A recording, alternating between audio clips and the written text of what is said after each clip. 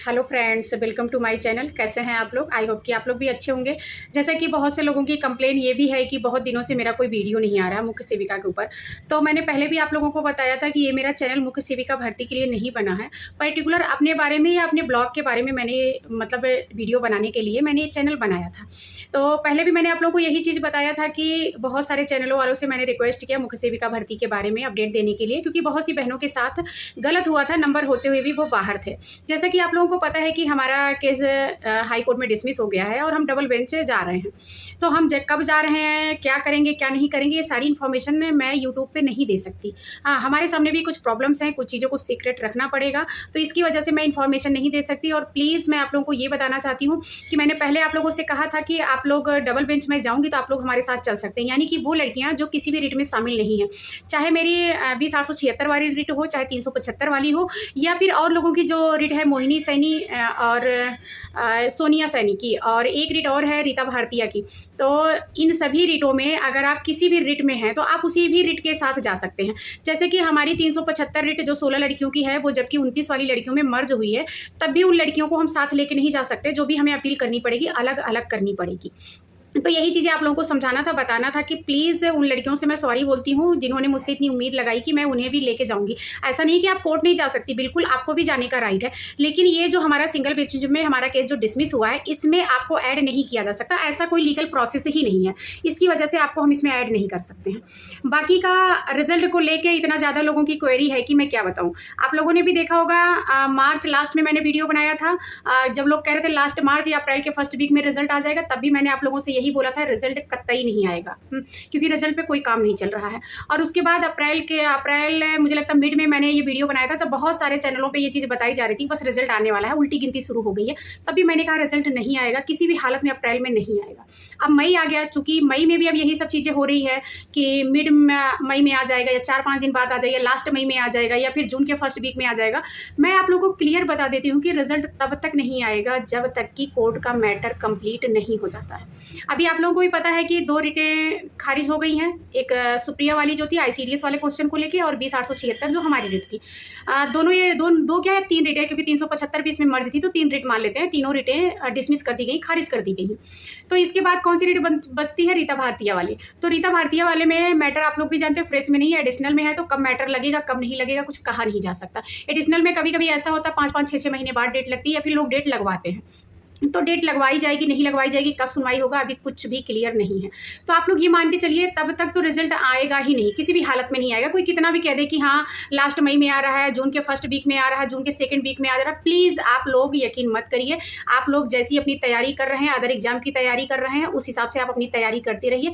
Please result को समय पर छोड़ दीजिएगा, जब रिजल्ट आएगा तब आप लोग देख लीजिएगा।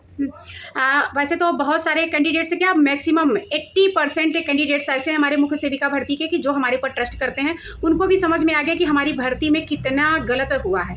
हाँ, गलत का मतलब आप लोग समझ रहे हैं किन चीज़ों से है, बहुत ही ज़्यादा गलत हुआ है। आप लोग भी जानते हैं गलत के लिए लड़ना आज के टाइम में अपने आप में बहुत बड़ी बात है। इतना पैसा और समय किसी के पास नहीं होता, सबको लगता है कि चलो नेक्स्ट एग्जाम की तैयारी कर लेते हैं, शायद इसमें हो जाए। तो हमारे पास इतना एक्सपीरियंस रहा है, हर भर्ती में यही होता रहा है। और ये जो लड़ाई है हमारी इतनी अपनी नहीं है जितनी हमारे साथ जुड़ी हुई बहनों की है। हाँ, तो हमने जो कहा है हम वही कर रहे हैं और आगे वही करेंगे।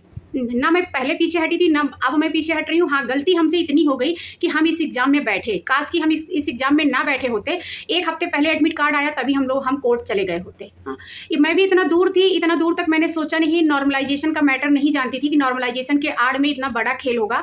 इतने ज़्यादा मार्क्स होने के बाद भी लड़कियों का सिलेक्शन नहीं होगा, कम मार्क्स होने के बाद भी सिलेक्शन हो जाएगा। जो इस डीबी में खेल हुआ यही फाइनल रिजल्ट में भी खेल होगा। और तब ना आप लोगों के पास कोई रास्ता होगा, ना हमारे पास कोई रास्ता होगा। हमारे पास अभी जो रास्ते बचे हैं नॉर्मलाइजेशन को लेके चैलेंज करने का, वो हम समय पे पहुंचे हैं। उसके लिए कहीं कोर्ट ये नहीं कह सकती कि हमने डिले किया। डिले हमारी सिर्फ इस बात पे हो सकती है कि जैसा कि हमने बताया नोटिफिकेशन में जो दिया गया था कि अगर संख्या अधिक होगी तो हम 1 से अधिक शिफ्ट या अधिक दिनों में एग्जाम कराएंगे, अगर ऐसा होगा तो नॉर्मलाइजेशन लागू होगा। साथ में ये भी चीज़ें दी हुई थी कि 15 गुना, मतलब सीट 2693 है तो उसका 15 गुना बच्चों को एग्जाम के लिए बुलाया जाएगा। तो आप लोग भी 15 गुना कैलकुलेशन कर लेंगे तो 40,395 ही आएगा। तो आप लोग भी इस बात को समझ समझने की कोशिश करिए कि आयोग को पहले से ही पता था, UPSSSC अच्छे से जानता था कि हमें 40,395 लोगों की ही तैयारी करनी है, इतने ही बच्चों का एग्जाम कराना है। आप लोग अपने आप सोचिए, क्या हम लोग के साथ जानबूझ के ये खेल नहीं खेला गया है? जानबूझ के हम लोग का एग्जाम 2 शिफ्ट में नहीं कराया गया है? जानबूझ के नॉर्मलाइजेशन के आड़ में हम लोगों के साथ खिलवाड़ हो रहा है?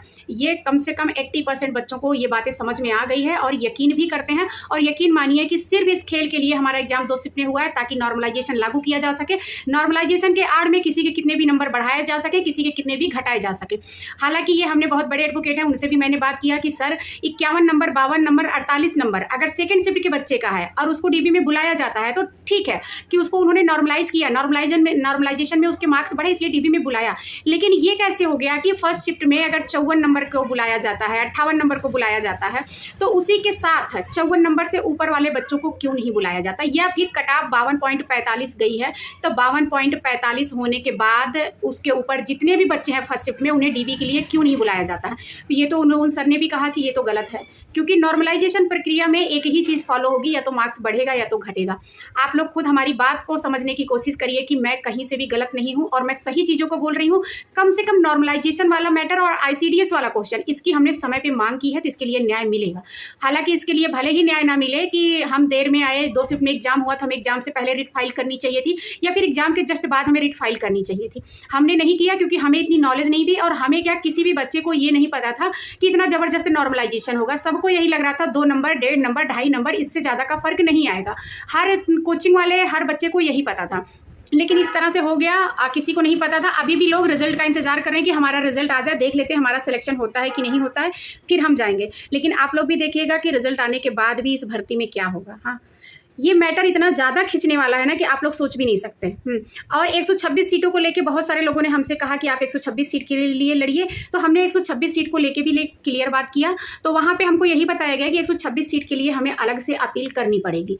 मतलब वो हमारे लिए कॉम्प्लिकेटेड है, क्योंकि हम अपने मैटर नॉर्मलाइजेशन को लेके डबल बेंच में जा रहे हैं और इसके बाद हम 126 सीट के लिए भी अलग से अप्लाई करें।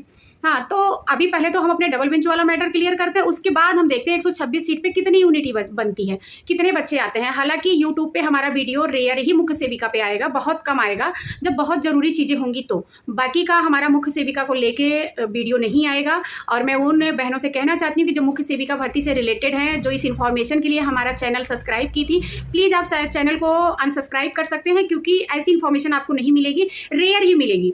कहने का मतलब मुख्य सेविका भर्ती से रिलेटेड कभी कभार ही मेरी वीडियो आएगी, वो भी बहुत इंपॉर्टेंट होगी तो। अदरवाइज मेरी वीडियो ये चैनल जिस चीज़ के लिए बना है वही सारी वीडियोस आएंगी। बाकी और कोई क्वेरी होगी तो बताइएगा। यही इन्फॉर्मेशन देना था कि प्लीज़ रिजल्ट का वेट मत करिए, रिजल्ट में बहुत डिले होने वाला है। और जो भी हमारा मैटर चल रहा है उसकी इन्फॉर्मेशन हम इस चैनल पर नहीं दे सकते हैं, हम भी मजबूर हैं। बाकी का क्या होगा क्या नहीं होगा वो समय आने पर हो सकता है आप लोगों के सामने चीज़ें आएँ।